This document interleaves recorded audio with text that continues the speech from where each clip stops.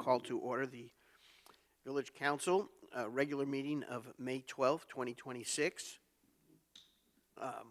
We'll begin with a call to order. And rather than invocation this afternoon, it was suggested that we perhaps just have a moment of silence for a lot of thoughts that people may be having, and a reflection of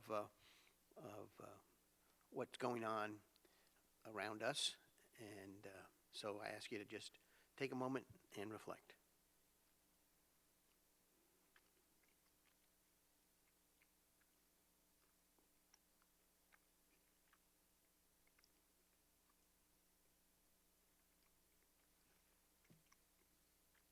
Okay, thank you. Now, please rise and join me in the Pledge of Allegiance. I pledge allegiance to the flag of the United States of America and to the republic for which it stands, one nation, under God, indivisible, with liberty and justice for all. Thank you.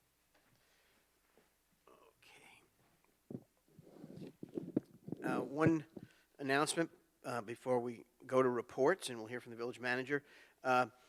Councilman Hooper is unable to join us tonight due to a long scheduled trip out of the country. So that's why he's not here. And now I'll turn that over to the village manager. Doug? Yes, thank you. So the first thing I'll do is turn on my microphone. Okay, good. So May 19th happens to be Celebrate Your Elected Officials Day. And so we just want to recognize all of you and the time and effort you put in. I know that sometimes this is a thankless job and people may or may not agree with you, but it is important service to our village, and I'm glad that you're here. Also, probably even more important is that the village splash pad opens on Friday. And both important items. Yes. And a couple other things. So both the Pinehurst Police Department and the Fire Department are working on accreditation. The Fire Department is actually re-accreditation.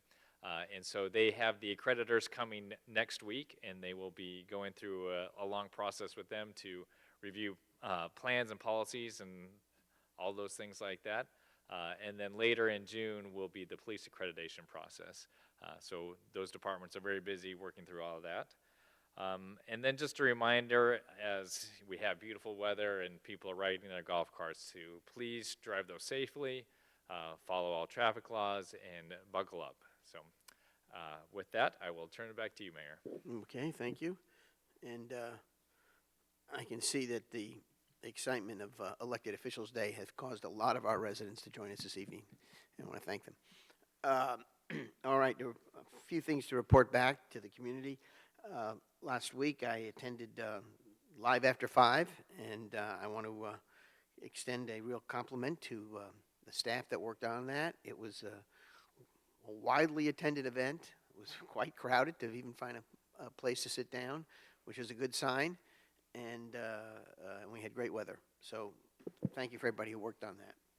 Also, with some of my colleagues here, attended the spring garden party that's put on annually by the Village Heritage Foundation at the Arboretum, where they hold a sort of fundraiser raffle, and I participated in the raffle and did not win.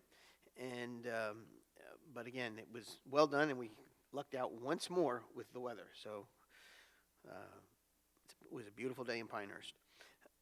Last week, I joined my colleagues, and we attended the Senior Advisory Committee inaugural meeting, and I'm sure we'll get a bit more detailed briefing from Councilman Fitzpatrick.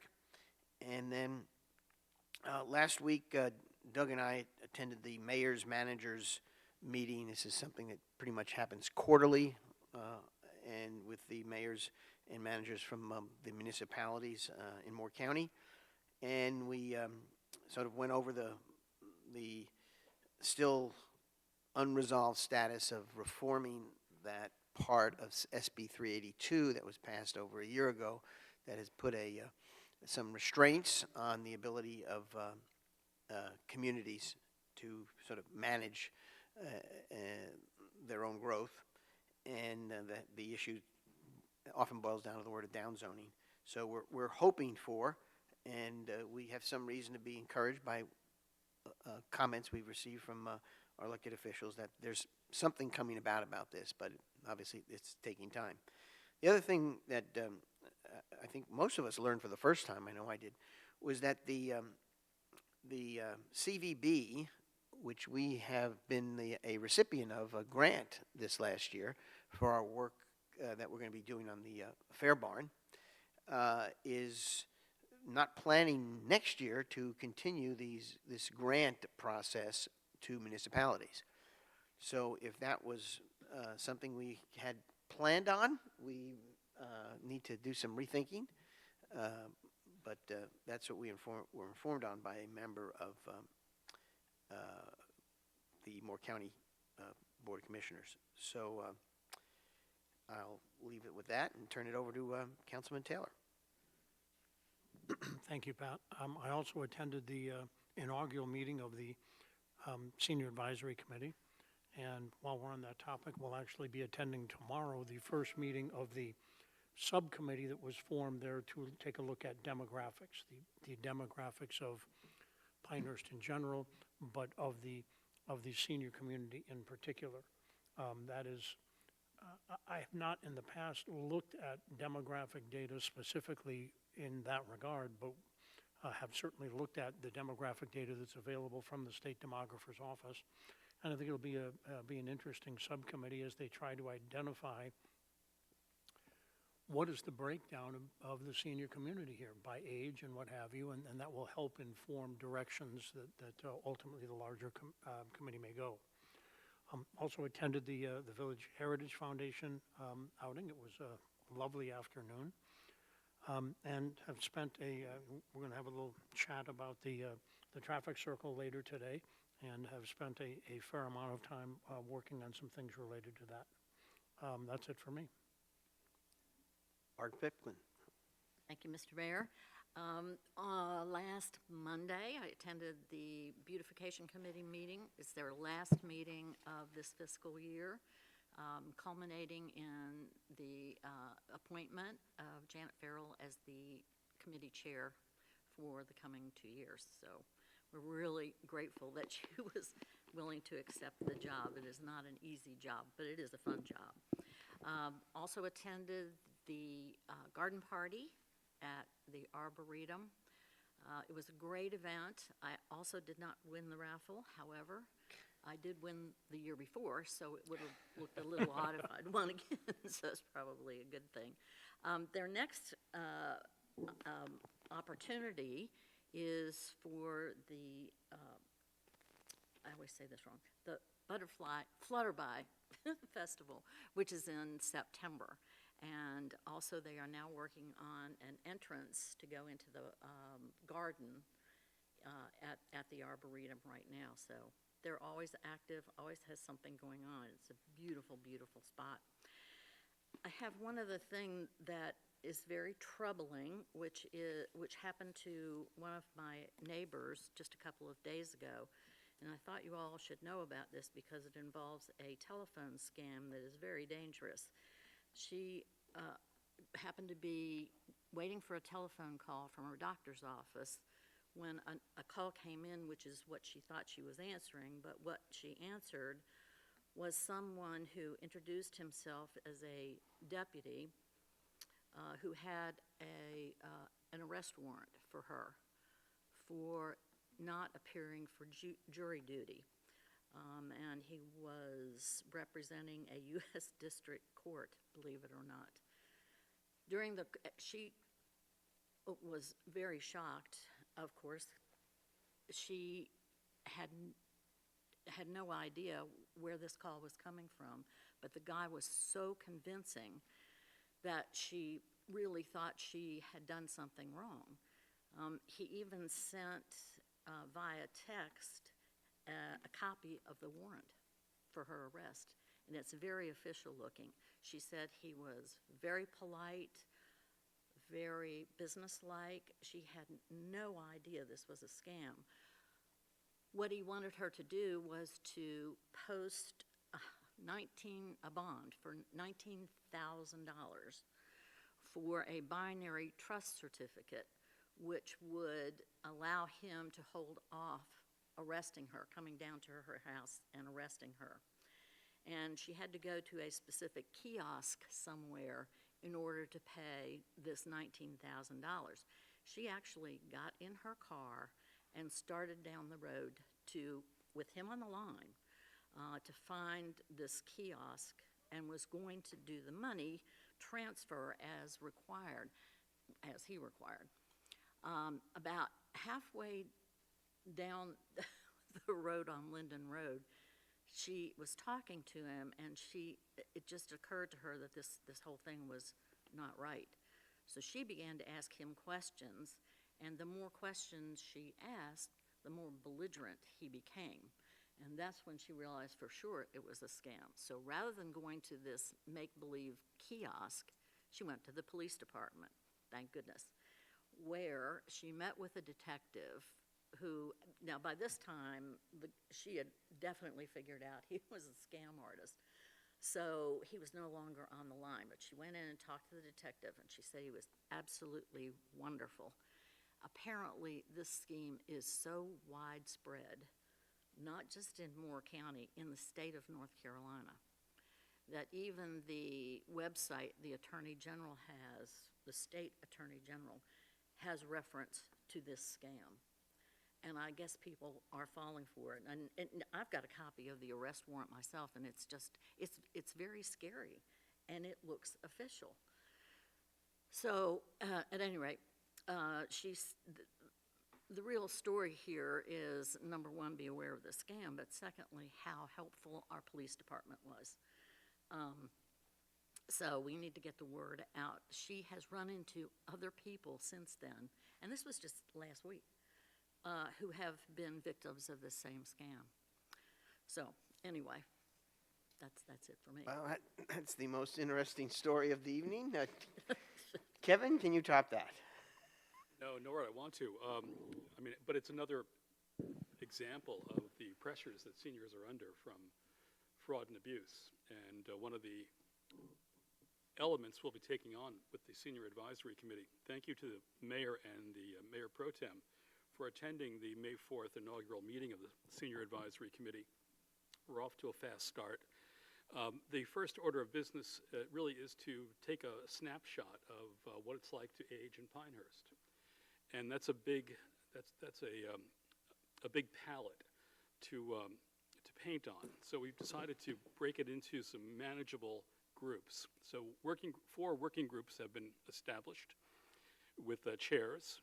There's a demographic working group, as John mentioned, a communications working group, a healthy aging working group, and a safety and security working group, and the fraud and abuse would fall within the safety and security working group.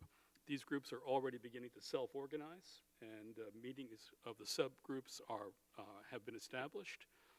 They're sort of chomping at the bit, and then they'll be reporting back on their progress at our next monthly Senior Advisory Committee meeting. I would also, on a different topic, people talk about the spirit of Pinehurst, and I think that spirit is best exemplified by the tradition of volunteerism that we have here throughout the community.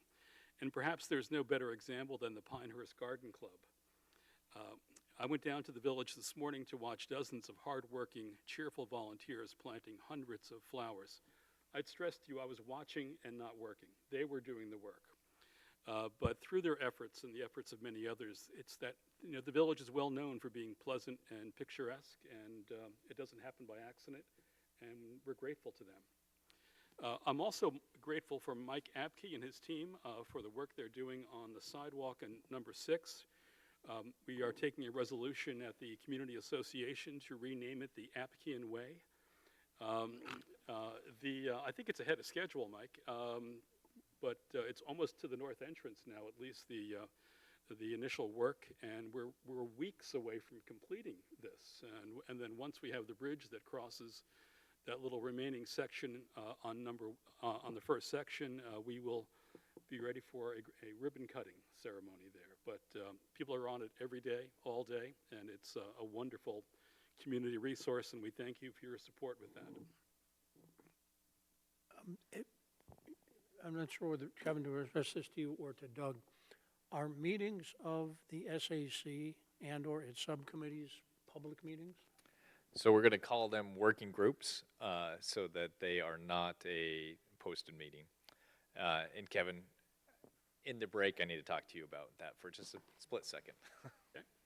And secondly, and again, Chief is not here, I think it is correct that summons or warrants for arrest are only served in person. Yeah, right. Someone who calls up and says, I have one of these for you, but I'm not knocking on your door, that is a first indication that this is not how our police department would function if we were trying to go arrest someone, I believe. Certainly our police department, and I'm not aware of anyone else that would call to say that they have a warrant for your arrest. No, unfortunately, not everyone knows that. And this, he represented himself as a county deputy. I think, and this was discussed in the organizing meeting for the SAC, one of the things that I think that committee will be able to do, or that subcommittee will be able to do, is work on better dissemination of this information so that more people read that this is not how things are done, and which will in turn help raise their awareness of when something may or may not be legitimate. Thank you for bringing that up. Anything else, Kevin? Okay. Let us proceed now to item 4 on the agenda, which is the motion to approve the consent agenda. All items that are being considered before us are routine or have been discussed at length in previous meetings and will be enacted by one motion. No separate discussion will be held unless requested by a member of the village council. We will be approving the April 28th regular meeting minutes and the April 28th work session minutes. Is there a motion? I move to approve all items listed and considered routine on the consent agenda. Second? Okay, motion and a second. Those in favor? Aye. Motion adopted. We'll go to item 5, which is a proclamation. Bring this up. This is National Public Works Proclamation Week. So let me read this. Whereas public works professionals focus on infrastructure, facilities, and services that are of vital importance to the sustainable and resilient communities and to public health, high quality of life, and well-being of the people of the village of Pinehurst. And whereas these infrastructure, facilities, and services could not be provided without the dedicated efforts of public works professionals who are engineers, managers, and employees at all levels of government and the private sector who are responsible for rebuilding, improving, and protecting our nation's transportation, water supply, water treatment, and solid waste systems, public buildings, and other structures and facilities essential for our citizens. And whereas it is in the public interest for the citizens, civic leaders, and children in the village of Pinehurst to gain knowledge of and maintain an ongoing interest and understanding of the importance of public works and public works programs in their respective communities. And whereas the year of 2026 marks the 66th annual National Public Works Week sponsored by the American Public Works Association. Therefore, we in the village of Pinehurst do hereby proclaim May 17th through 23rd, 2026 as National Public Works Week. I urge all citizens to join with representatives of the American Public Works Association and government agencies in activities, events, and ceremonies designed to pay tribute to our public works professionals, engineers, managers, and employees, and to recognize the substantial contributions they make to protecting our national health, safety, and advancing the quality of life for all. And we just had 2 perfect examples a moment ago, the beautification committee's work and the work on the sidewalks in number 6 there. So those are one of the many things, or 2 of the many things that go on in our village. Mr. Mayor, I'd like to recognize that our Public Services Director, Mike Yapke, is here, and I would like to see if you'd like to say anything. Okay. Mike, would you like to come up and say anything? And while he's coming up, I will just say, public works, I think, is the most overlooked aspect of village government. So everyone thinks about police and fire, and yes, they're very important, but they're only important occasionally. Public services is out there every single day, and what they do affects your life every single day. For instance, as I drove home or coming back from lunch, I drove by 6 public services employees that were out doing their job and taking care of things. They're out there doing a lot of work, so really appreciate it. Mike? Yeah, thanks for putting me on the spot, Doug. I did not prepare a speech or anything for this, but I do appreciate the proclamation. Kevin, as always, I appreciate your words on the sidewalk project. I'm proud to be the Public Services Director for this community. We have a great group, from our solid waste guys to our streets and grounds professionals as well, and certainly appreciate Moore County Public Works as well as a water and sewer provider for our community. So thank you. We're planning to celebrate next week as National Public Works Week through APWA, and do some special things for our employees. And we work hard, and we appreciate the recognition for that. So I just thank you. Thank you, Mike, and please extend our gratitude to your entire staff. Absolutely, will do. Thanks. Okay. I was just thinking in light of Doug's comments, nobody calls up to say, gee, we haven't seen the fire department come down our block. And not very many people call to say, we haven't seen the police department come down our block. But let the garbage not be collected. Right.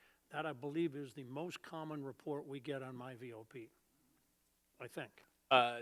Well, usually it's people left their garbage cans out, which we get complaints about. But, Okay, yeah, I'm sorry. but I will say that Mike handles, or the Public Services crew handles the vast majority of our MyVOP work requests. So they do a great load of work here in the village. And I think we have been successful as a council in having had specific issues on specific properties brought to our attention, and we've been able to rectify those, and why else are we here, right? So, amen. Well said. Thank you. I'll turn to the village clerk. Are there any speakers? Oh, yes. Okay, now we will go to item 6 on our agenda. This is public comments. We have one speaker requested. Colette, please tell us your address and full name. Colette Klinsky, 25 Queens Court. Thank you. In light of the topics discussed at the council's last work session, I present the following. Not a lawyer, and all info is based on fair use research and experience. 12 years ago, my husband and I considered selling our home. The agent was showing the door after unacceptable listing price range. The following day, the internet estimated the value of our property as $400,000. This was more than $200,000 below the property tax value, and $400,000 was close to the cost we built our custom 2-story Lake Pinehurst waterfront property in 1989. At that time, the average cost to build a house was $69,000. Obvious, no consideration was given for 30 years of inflation or current replacement cost. In 1975, facing a similar situation, I enrolled in the University of Wisconsin's real estate appraisal class. Drilled in our heads in the first 2 weeks where square footage did not include garages, below-grade basements or walkouts, attics, or unenclosed porches. This later became ANSI Z765 and was commonly accepted as mentioned in the 2014 North Carolina Real Estate Commission's CD that I have a copy of. But the real estate investing community realized a loophole. ANSI was not law.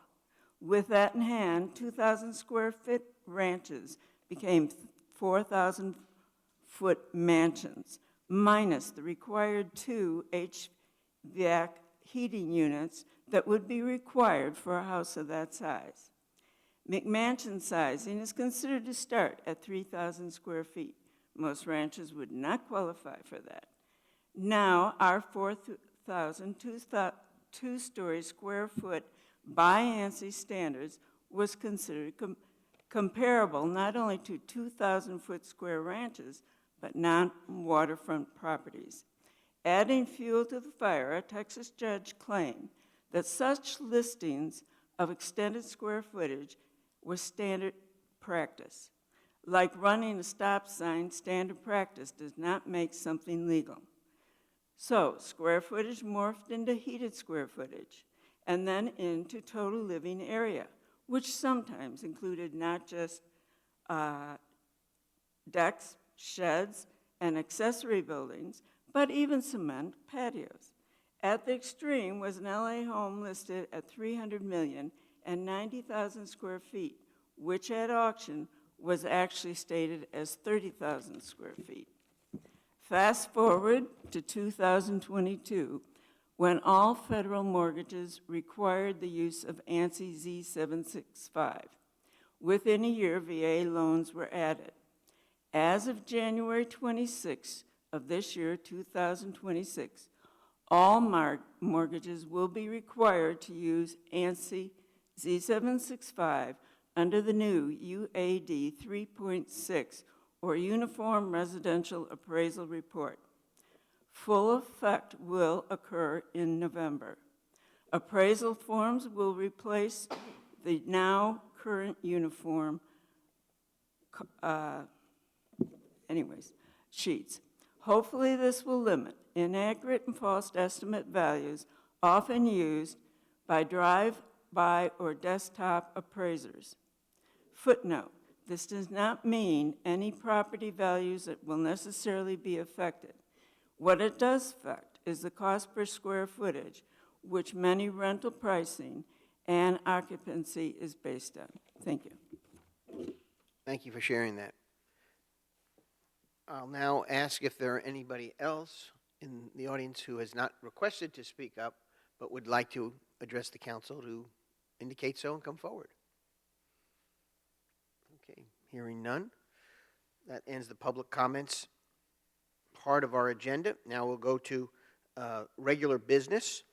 Item A on regular business is a discussion of an alternative design option for the proposed traffic circle improvements that Councilman Taylor and Councilman Hooper have been working with some of our citizens, and he has some new thoughts, additional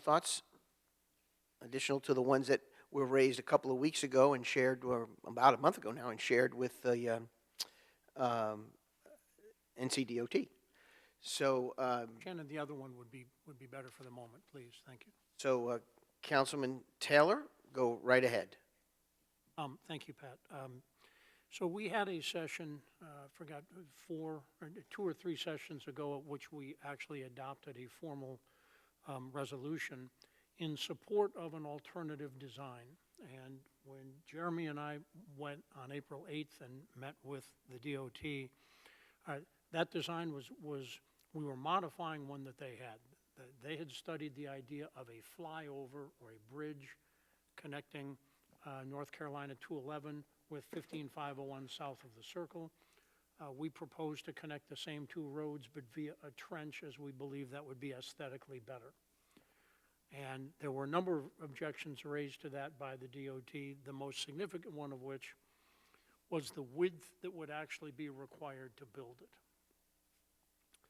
And, you know, we had been thinking in terms of 2 12-foot wide lanes plus some other stuff. And they basically said, no, it's going to be 225 feet wide, 175 feet actual requirement for the, and then 25 feet on both sides for construction equipment to move during the construction period.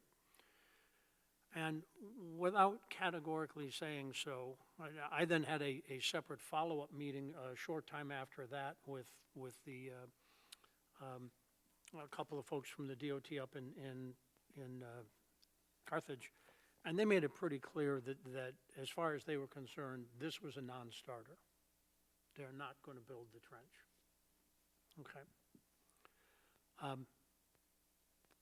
So the question then arose, well, what else? We have substantial expression of public dissatisfaction with the design that's been proposed by the DOT, but they're getting up every day and going to work and working on that. They intend to begin, to get to 25% project completion by the end of this month. They've said that they will do right-of-way acquisition, meaning taking a look at any land they need to acquire beyond the boundaries that they already have, which may or may not include the condemnation via eminent domain of private property, starting in July or August of next year. And the intent is to get the design finalized and stick a shovel in the ground, as they say, in sometime in 2031, after the next U.S. Open. So I went back to do some additional research on other things that they have studied. This current design, which they are proposing, is round numbers the 19th one that they have proposed. Somewhere along the way, it came to light that the traffic circle, which was built originally in 1956, at one point in time, maybe from inception, had 2 travel lanes in it. And at some point, which most people thought was in the early 90s, a second travel lane was eliminated.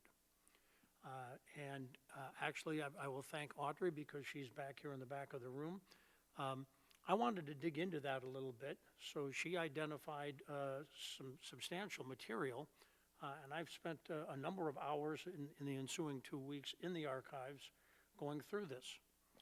And the first interesting thing I discovered was this actually happened in 1998. There was a pilot article in April of '98 which said, village gets a traffic circle to get $900,000 makeover.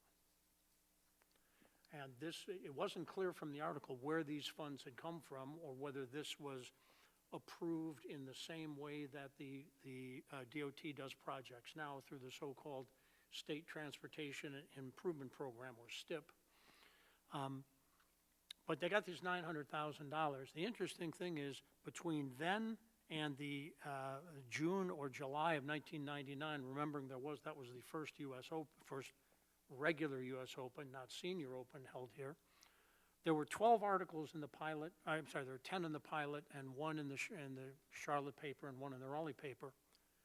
Every single one of them, there was virtually not a word about what was happening to the construction. The whole debate was about signage.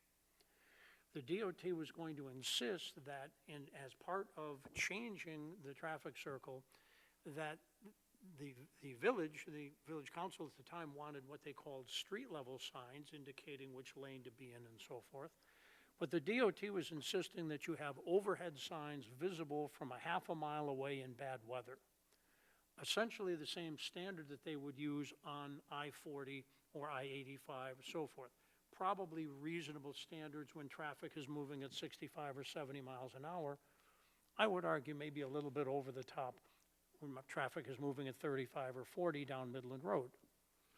That was the whole sense of the debate. What are we going to do about these signs? And these signs also had to be illuminated, as is typical over expressways.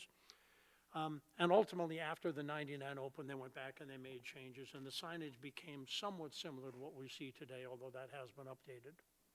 But in the course of going back through this, there was another design, was one of the first designs that was studied, which was to change the existing traffic circle into something called a turbo hybrid roundabout. Anyone says turbo, we think speed. Not speed.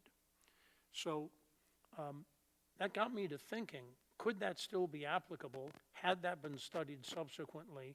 Is this another option? Let's call it Plan B if Plan A, which is the design on which we have, as a council, enacted a resolution, is this something else that we could propose? And that is what I've been spending most of the last couple of weeks doing.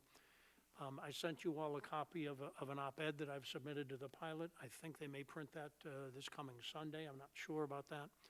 And it turns out that not only are there 3 others of these in the United States, there are over 800 of them in the world. This is not a new concept. It actually came out of research in the Netherlands from 1996. They were looking to see how they could take multi-lane roundabouts that they've had for years and make them safer. And in many cases, their roundabouts had bicycle lanes or pedestrian lanes going through them. We, at least at the moment, don't have to deal with that here. So just very briefly, there are 3 of them in the United States now, And I highlighted this one in McCalla, Alabama. This is in the southwest suburb of Birmingham, because it happens to have 5 roads going into it. And one of the concerns that the DOT has had, and one of the engineering issues that has to be dealt with, is we have 5 roads going in. It's not a conventional 4-road intersection in the current way. And so this is McCalla, Alabama. If we can go to the next page, please, Shannon. This is the most recent one that was built. It's about a year old now. Sorry, no, the second page of that other PDF, sorry.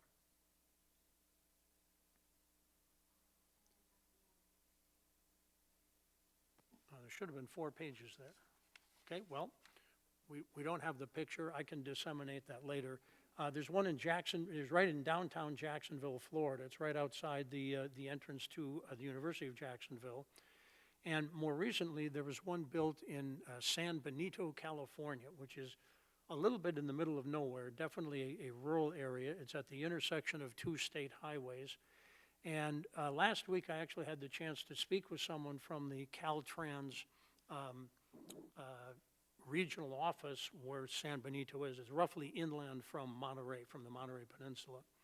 She was saying that was actually done on an emergency basis. That intersection had so many serious accidents, including fatalities, that the California DOT felt they had to do something. And they put in a turbo roundabout there. It's almost 2 years old. In the ensuing 2 years, the number of fatal accidents they've had is 0, down from what was enough of a problem for them to re-engineer it in the first place. And furthermore, as I dug more deeply into this, there is a substantial body of research. It is virtually undisputed at this point. There are 4 reports that I identified from North Carolina DOT. You can look at the Federal Highway Administration, the Federal Highway Transportation Safety Administration, many other states, and even the American Association of Retired People, AARP. And they all say the same thing, which is that designs like this are inherently safer than intersections governed by either stop signs or stop lights. And of course, the DOT proposal is to insert a total of 3 of them, really 2 primary ones and a supplementary one into what we have now. And in looking at the 40-page, 39-page report that DOT produced at the beginning of this year on their design, and even looking back at the 431-page report, which they did in January of 2024, safety is barely mentioned. Everything that is talked about is what they call level of service, which is driven by expected wait times. And so as a plan B, I think it is a reasonable question for us as a council, and I would hope for the DOT to think about, how do you balance the engineering efficiency of the problem they're trying to solve? There are backups now, and if population grows, those backups will presumably get longer. And how do you balance that against safety, particularly against a circle that's 70 years old and is yet to have a fatality? I sent you all a copy of the op-ed that has been submitted to the pilot. I also found, and I did not send this out because I didn't want to bury you, but it is quoted in the op-ed, from the National Highway Traffic Safety Administration. They have an extensive searchable database. And I managed to figure out how to use this, and you can go into it and go back to about 2010 up through 2024. They do not have 2025 numbers yet. And so I was able to look at the number of fatal motor vehicle crashes that occurred at intersections in 2024 and the number that occurred in roundabouts. And the numbers are pretty stark. For intersections, it's 6,198. That's not the number of people that were killed, that's the number of accidents resulting in a fatality. For roundabouts, it was 38. Now, to be fair, there are not as many roundabouts in this country. There are over 42,000 roundabouts of various kinds. There aren't as many of those as there are 4-way intersections. But it's a pretty staggering number. And again, we've talked about the Senior Advisory Committee. The AARP has done a study where they said that 40% of all car crashes that involve drivers over the age of 65 occur at intersections. As we age, and I'm quoting here, we lose our ability as drivers to judge left turn gaps. Roundabouts don't require those decisions, and they eliminate head-on and right-angle crashes. When collisions do occur, they are generally at lower speeds and less harmful. So this is what is behind what my op-ed, which is obviously not an official document of the council, we haven't debated this, but it proposes that we take a look very seriously at converting the existing circle into a so-called turbo roundabout. I'm gonna stay on this diagram because you can somewhat see it. You notice that the center island is not perfectly round. And in fact, where there are the little indentations at what I will call roughly 10 o'clock and 3 o'clock, that is the addition of a new lane. There's sort of a spiral concept that goes in here. You have to know what lane you need to be in when you enter the circle, because in between the lanes, there are also barriers that prevent you from switching side to side. They're not very high. They're only 4 or 5 inches high. If you're in a big pickup truck or something, you could probably drive right over those if you wanted to. But for most passenger vehicles and most people paying attention, it keeps you in the lane that you're supposed to be in. And because of the spiral nature, whereas initially you may be on the interior of the circle, you end up on the outside of the circle when it's your turn to exit. So I am hoping that I don't necessarily propose that we adopt a new resolution. I don't know that that's necessarily required. But I am hoping that we will be able to engage with the DOT, certainly on the basis of safety, but also on the basis of efficiency, and have them consider this, which I believe and Shannon, if we can put up the other diagram now. The diagram we're going to put up was actually drawn by a resident. It is a draft, but it does show, you'll recognize the 5 legs that we have. It is not an official proposal, and in fact, you'll notice that with Midland Road, there's some, I'm not entirely sure why it was designed that way, but it was. So what you have here is the way, hypothetically, a hybrid turbo roundabout could function in our existing traffic circle. Much of the construction could be done on the inside, which to me means it would be less disruptive during the construction phase. I'm not even sure that they couldn't begin construction before the US Open, although obviously we'd want to be sure that it was finished. And if they couldn't finish it on time, we would certainly wait until 2030 or 2031.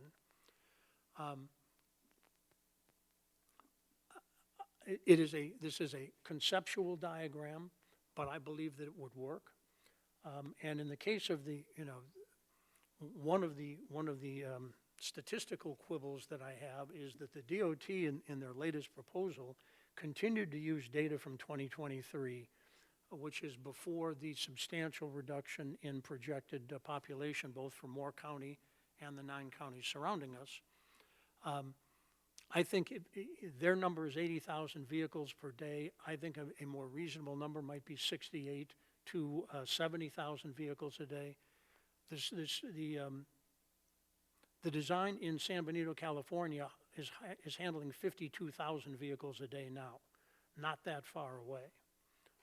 So in any event, I've thrown a lot of stuff at you here.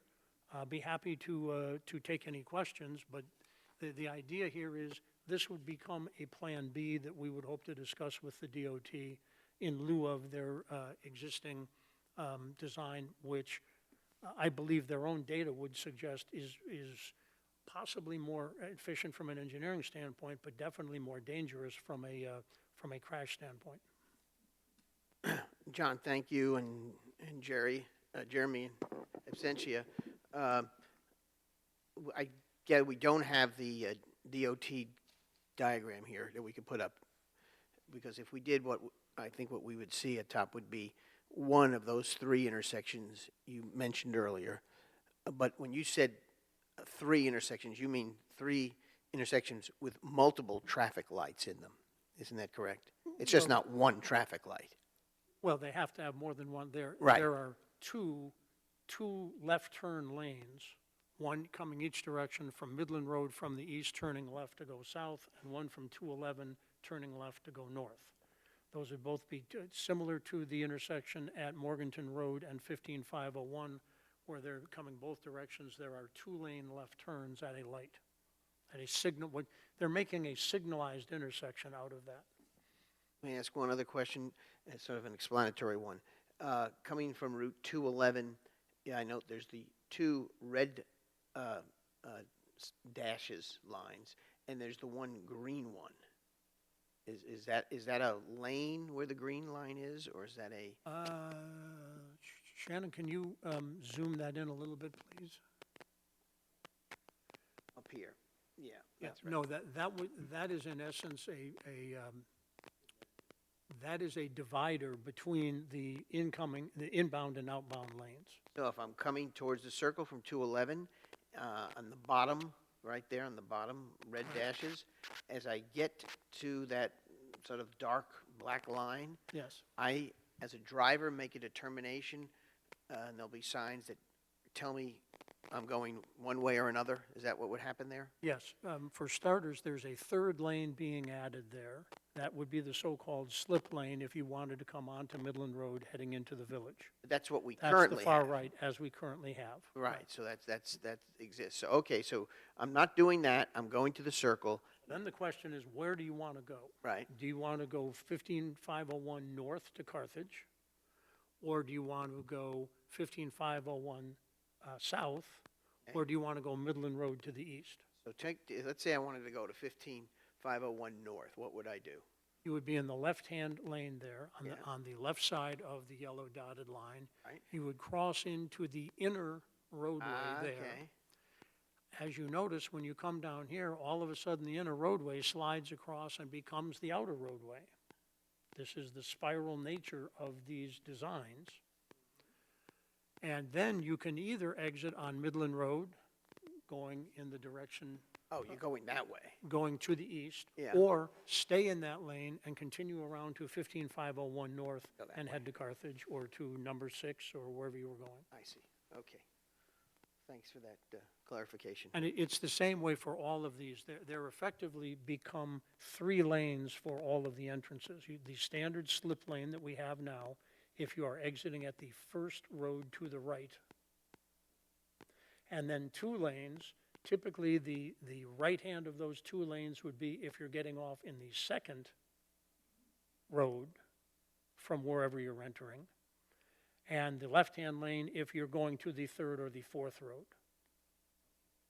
And one more question. We can't see it on the this diagram, but this leaves intact the NCDOT proposal for a roundabout at Airport Road. Is that correct? The lane, actually, there probably would be one, I believe their proposal, yes, it would not touch the roundabout itself. I believe as they approach the circle now, there actually would be 4 lanes, not 3. So there could be less impact on Pinehurst Trace up in the upper right-hand corner, Right. where there has been some discussion with residents of possible need to take some land. All right, thank you for that helpful note. Any questions from my colleagues?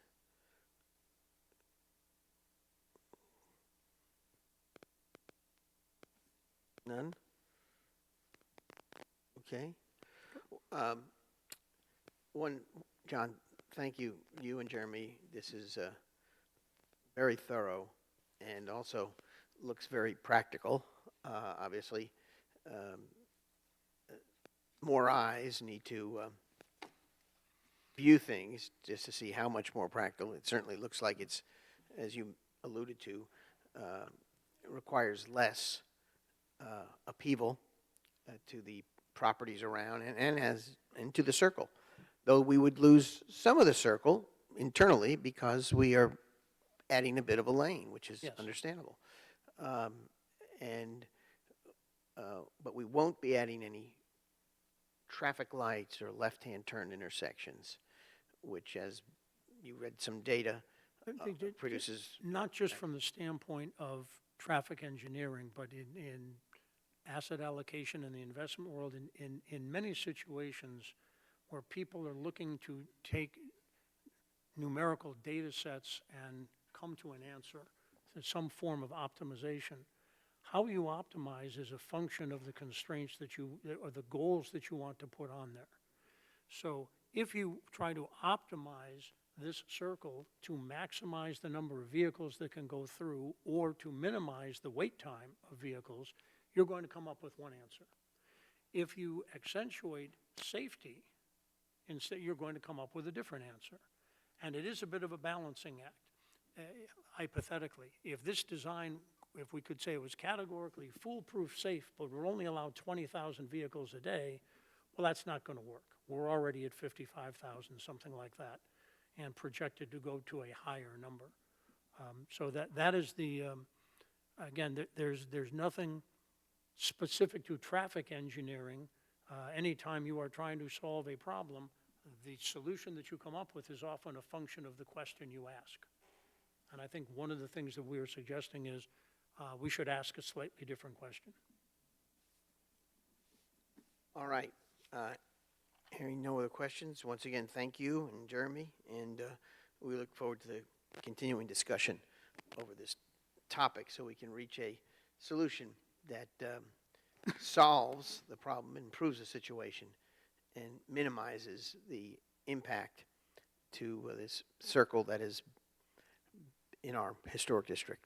So, thank you. We'll now move to item B, which is the release of the recommended FY 2027 annual budget and strategic operating plan. I assume that is a cue for Dana and Doug. Dana's welcome to come up, but we might be done by the time she gets up here. All so, right. Okay. Now we'll So for the fiscal year 27 annual budget, we are just releasing it at this point. So it's not a public hearing.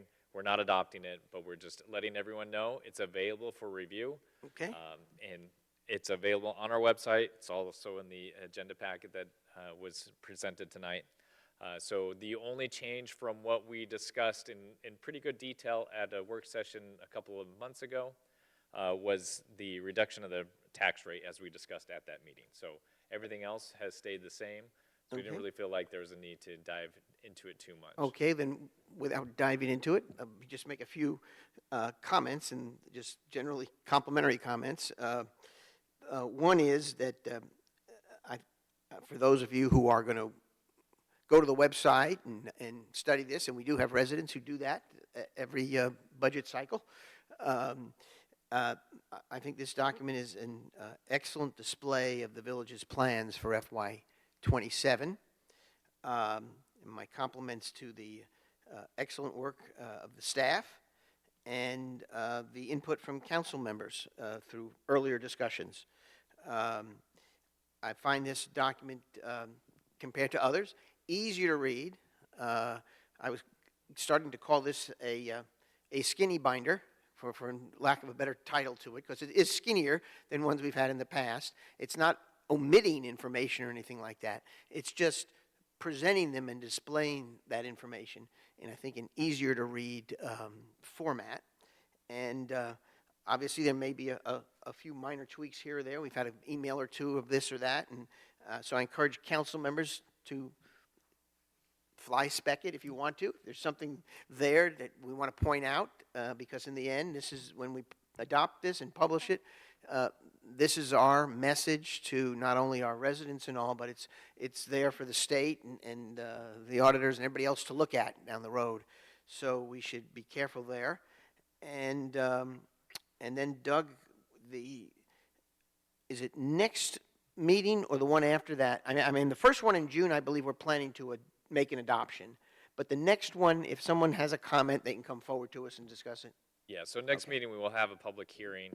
So I'll present kind of highlights of the budget, and then anyone is welcome to ask questions regarding it. We could act that night on the budget if there is no significant public comment. I doubt there will be, because there wasn't any at the last time we discussed the budget. So we may have it as a placeholder, and we can skip over it if we want to. Okay. All right, well, sounds like we have a game plan and we have a document, and whatever minor things we have, we'll just get back to folks, and hopefully, I encourage my colleagues to try to respond by close of business Friday as much as we can, so we can put things to rest. In addition to the comments I sent in, Doug, I had one that's actually became part of our next agenda item. In discussing the quarterly strategic operating plan for 2026, you mentioned the context of Village Place / public services relocation. Do we have that as an official IAP? Because it is not really referenced in the 27 SOP, which may be correct. I didn't think of it at the time I was sending in the comments until I saw the next. Yeah, so we have Village Place redevelopment as an IAP. We have backed off of the public services relocation for now, but That's what, okay, I wanted to be sure of that. Thank you. Good question. All righty. That concludes the discussion. Oh, Mayor, before we please, conclude, go right ahead. I just want to compliment Dana and the team on this document. I mean, this is an incredibly dense, but incredibly readable and accessible document as well. And it, I think for any interested citizen, everything they need to know about our thinking about the future is contained within this in a very, again, accessible fashion. I read in there that the Distinguished Budget Presentation Award has been won by the village for 19 years. And looking at the quality of this document, I'd say that we're in line for a 20th award as well. So, job well done. Oh, and I don't know what everyone else thinks, but I think the proposed cover with us there with shovels is a pretty good one. So I have no objections to that. But Barb has never been seen with a shovel before, so. Well, I never picked one up. there you go. Well, you're not. Matter of fact, you're not picking it up. You're resting on it, Barb. Exactly. It really looks like I'm on a scooter. Yeah. Kevin, just a small factoid. 2 years ago, the strategic operating plan, I believe, was 228 pages. It's 159 this year. And I think that has gone a long ways toward making it more readable for those who really want to dig in at any level of depth, whether, we have sort of what I'd call 15 or 20 pages of summary, and that's probably enough for most people. But if someone moves here, or maybe lived here for a long time, and they really want to dig into it, it's all there. And I think we're getting better at making it user-friendly. And I think we'll continue to make some progress in the future, but we've come a long ways just in the last 2 years. Well stated. for us to write a shorter document, so it's Right. fine by us. That's fine. Okay. Now we can go on to item C. FY 2026 Quarterly Strategic Operating Plan Update for the quarter that just ended, which is March 31st, 2026. Doug, go right ahead. Thank you. I think I say this every time, but I hope none of this is a surprise to you. We talk about it quite a bit, so I will go through it quickly, and feel free to interrupt with any questions. So our strategy map is, these are our goals for what we want to do for our community. These are objectives on how we do those goals, and then these IAPs or initiative action plans are the big ticket items that we do each year to get to them. So I'll review each of those in detail. The first is the Given Memorial Library and Tufts Archives. As everyone can see, it is under progress. Things are going well there. Nothing super out of the ordinary to report on the library side. On the archive side, just today we got fire flow data from the county, so we'll be able to use that to help us make a decision on the size of the archives and potential expansion there. Any questions on this project? All right, the next one, redevelopment of Village Place. We are currently working with an appraiser to appraise I believe we have 7 parcels in the area. And then we recently, at our last meeting, discussed working with a consultant to help us through that process, and that is ongoing as well. Recently had a meeting with the developer that went very well, and I think we're all on the same page and hopefully moving on the faster side than this project has over the last 20 years. Any questions here? Nope. So another one of our initiative action plans is to improve fire rescue response time. As you know, that led to us applying for the SAFER grant and hiring 6 new firefighters that staff a quick response vehicle. That's been in operation since early January. So we have a quarter of data on that, and the fire department is diving into it. We'll be able to provide some information on that later to the council. I still haven't seen the full report yet, but they are working on it.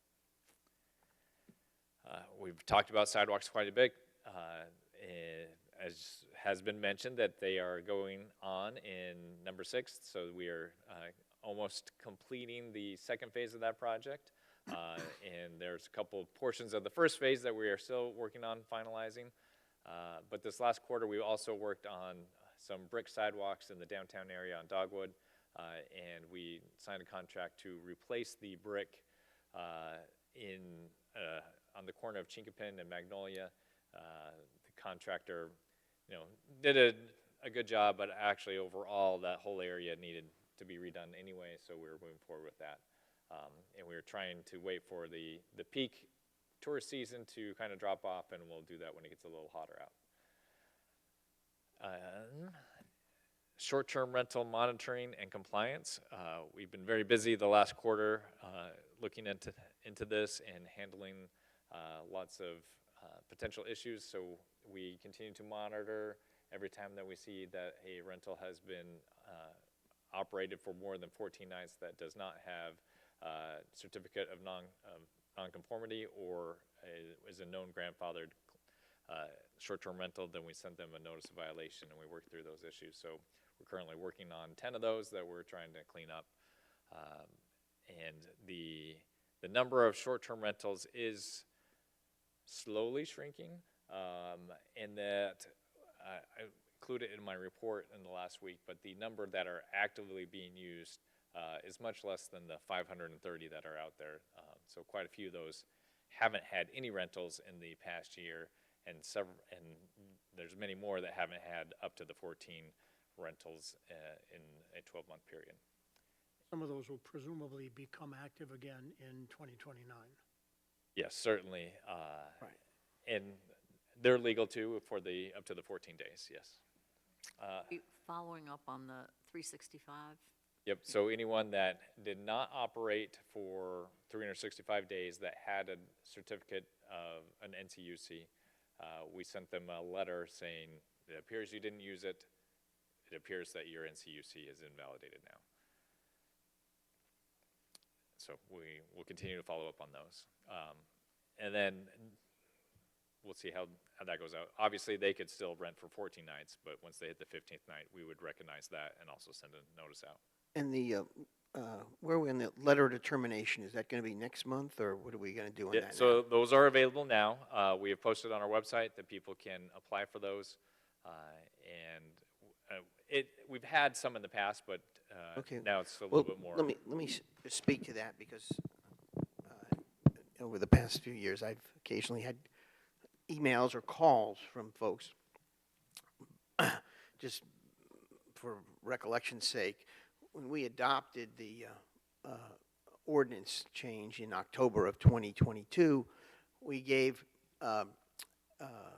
STR owners a full year to come in voluntarily to the village and seek what was a non-conforming use certificate, which they would then have a piece of paper saying the village recognizes that this particular piece of property can be an STR in lieu of the ordinance that was prohibiting them in most of the neighborhoods.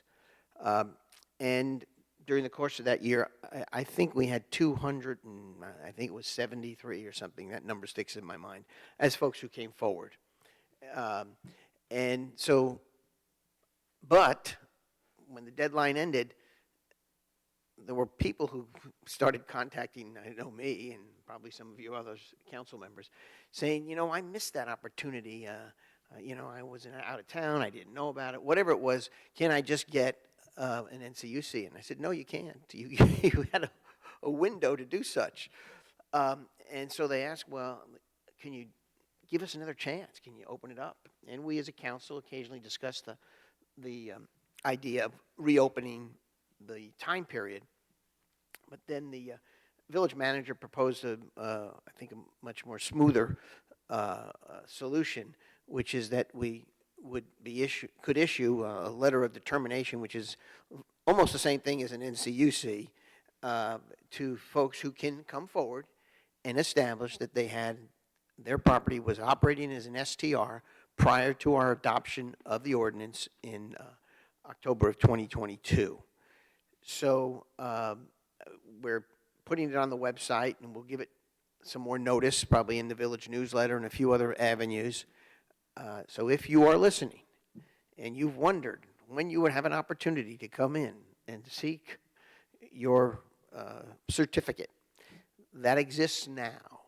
So please go to the website, follow the guidance, and hopefully it'll work out to your advantage, and it'll certainly work out also to the village's advantage.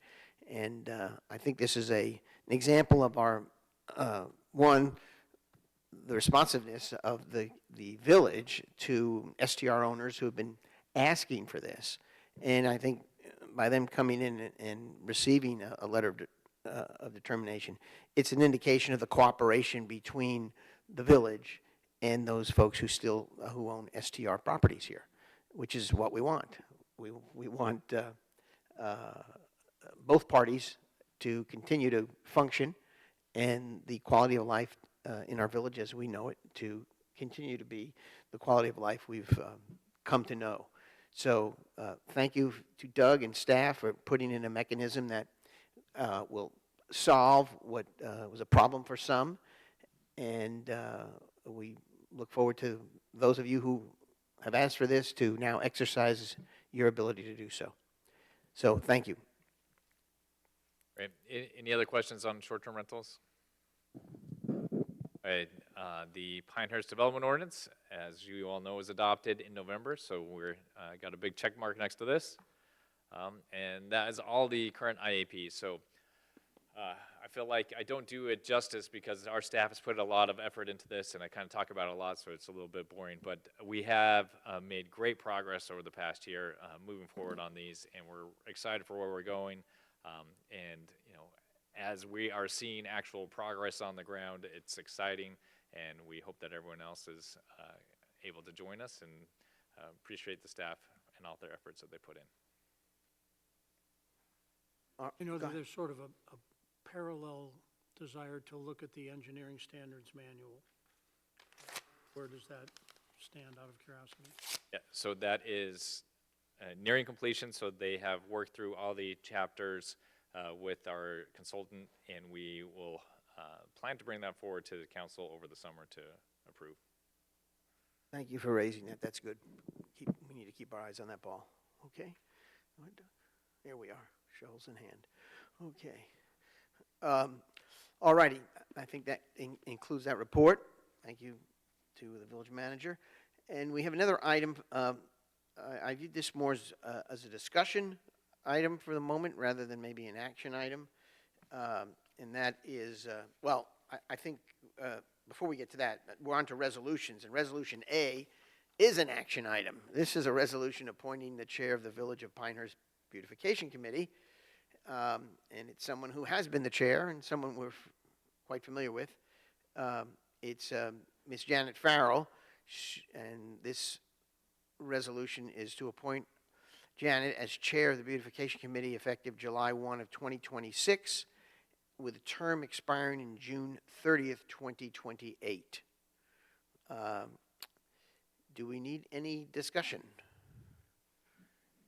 I will just add, and Barb already mentioned it, but Beautification recommended Janet to be their chairman. Oh, sure. Okay. That's great. Unanimous. All right. Well, I think they'll see we too are unanimous. We gave her no choice but to accept. I think I recall this as a role which she has previously Yes. occupied. That's what I thought. So. Okay. So, Resolution 2620, appointing Janet Farrell as chair of the Village of Pinehurst Beautification Committee. I move to approve Resolution 2620, appointing Ms. Janet Farrell as the chair for the Beautification Committee for the term effective July 1, 2026, said term expiring on June 30, 2028. We have a motion. Second. Okay, all those in favor? Aye. Okay, congratulations, Janet Farrell. Now, we can go on to this item B, which I was alluding to. And I don't know if this includes, I thought, John Taylor, you made a good sentence or two adjustment, and I don't know if it's reflected in this on the screen or not. But this item, and Doug, you might want to go into a little bit of the background on this, and as to what sort of brings us to this point, one, and two, I just want to say that we may want to hold off on actually adopting it, because there is some thought that the General Assembly may be doing something in the near term here, and if we're lucky, and they are, then this would be sort of moot, we may want to change what we say depending on what they do. So I think we ought to give them a chance, but I do think it's worth discussing because these issues, and it's not only us that face this, it's all the municipalities and the Tri-Cities and other municipalities in the Moore County area have sort of run into this from time to time as they try to manage responsibly the growth in their community.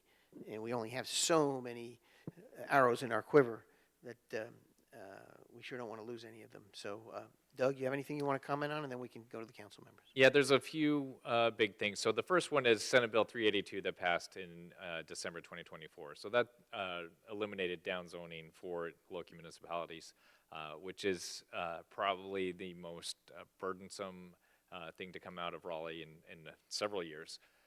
So we were just talking at our last meeting how, we might want to change the setbacks for where an accessory dwelling unit can be on a property. And because of Senate Bill 382, we're not allowed to do that. So overall, what we're trying to say with this resolution is that, local decisions should be made at the local level. Let us manage what we want to do here, and we know the character, we know our community better than anyone else, so let us manage that. There's a couple of specific bills that have been thrown out there. One is Senate Bill 205, and the other is House Bill 765. Those ones I don't think are necessarily moving forward at this point, but they have some weird things in them that we wouldn't want to see happen in our community, like accessory dwelling units being allowed in every zoning district, or that there is no parking requirement for certain areas. So, you could build an apartment store and not have to have any parking for that department store, which doesn't make a lot of sense either. So, again, all we're saying is let us make these local decisions. Any other comments about this? Yeah, I think that I'm happy if we think these are going to, we're in a short session now, I believe, in the. Yeah, So and we're going to know fairly soon whether any of these are getting traction. True. And obviously, the biggest item in front of the General Assembly right now is the budget. So anything else is probably going to take a back seat to that anyway.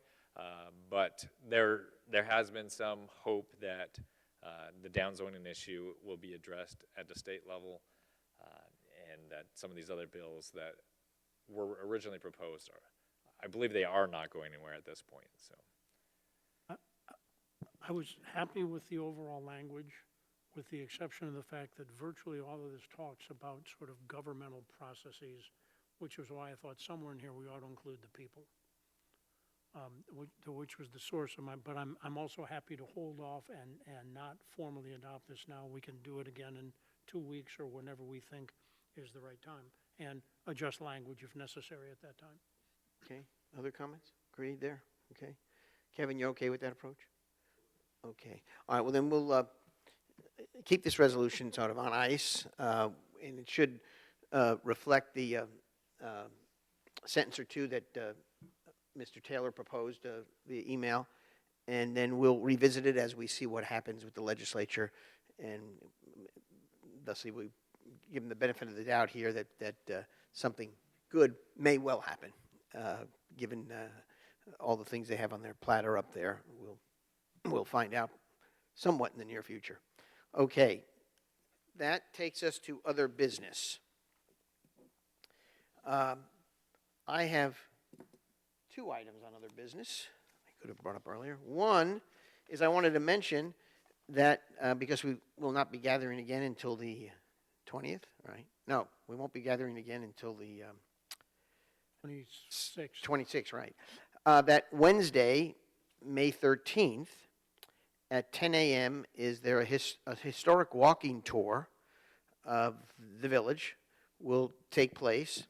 And Audrey Moriarty, our village librarian and archivist and all, will lead this. It's not her first rodeo, as people say. I've been on one of those walking tours with her, and they're very informative. But if you want to join, you need to contact the library, because reservations are required and space is limited. So if you're listening, please do that. The event takes place on Wednesday, May 13th at 10 a.m. with a rain date of Wednesday, May 20th at 10 a.m. So I think folks will enjoy it. Weather forecast for tomorrow is very good, so I don't think they're going to need the rain date. Good. Second thing, I think I found one of these cards. Excuse me. Community Connect, which it's been handed out, and I know I've utilized it at our house. But I think it would be useful to know, Doug, how many people have signed up for Community Connect? Maybe it's just something you can regularly put in the weekly report, because we've been trying to make a point out of it with the Neighborhood Advisory Committee, with the Senior Advisory Committee, and in public forums. And if people don't sign up, it's less effective. So I'm just going to ask you to do that, and maybe in a not-too-future meeting, we can assess how we are on, and if we have a heat map, is to see where we have people who are signing up versus where they're not signing up, and maybe we make a little extra effort through the NAC in those particular communities. So if it's okay with you, that'd be great. Those are my two other business items. I'll ask John Taylor, is there anything else you want to bring up? Nothing, not at this time. Okay. Barb? Kevin? Is there anything that we want to see at our next meeting to be talked about as a reminder of a possible agenda item? I know we talked a little bit beforehand about the ethics. Yeah, that code of ethics. Is there anything else due that we want to take on? Because that's the meeting right before Memorial Day. Depending on what transpires between now and then with regard to the traffic Sure, circle and so that's forth, we standard. may revisit that, but Okay. I have nothing else other than that. Okay, and we'll have the budget a discussion, or the formal presentation, so to speak, and that's all. That's what I had. Okay, that concludes other business. Item 10 is the motion to adjourn. Is there such a motion? I move to adjourn the regular meeting. Second? Okay, motion and a second. All those in favor? Aye. Okay, let us take 10 minutes.